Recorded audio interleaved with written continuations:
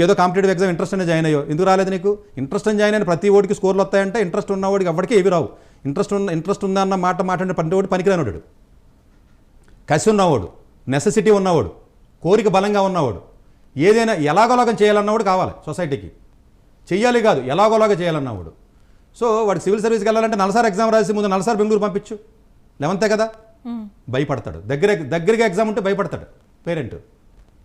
నిన్న స్టూడెంట్ వచ్చాడు నా దగ్గరికి, సార్ నేను ఎంబీఏకి వెళ్తాను సార్ యూఎస్ అంటాడు.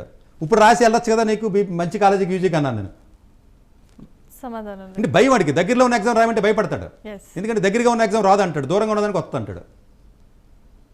అంటే మనిషిని హ్యాపీనెస్ని పోస్ట్పోన్ చేస్తాం మనం, బాధల్ని పోస్ట్పోన్ చేస్తాం, యాస్పిరేషన్స్ని పోస్ట్పోన్ చేస్తాం, డిజైర్స్ని పోస్ట్పోన్ చేస్తాం. మనిషి నైజం అది, ట్రూత్లో బతకడానికి ఎవరు ఇష్టపడ్డారు.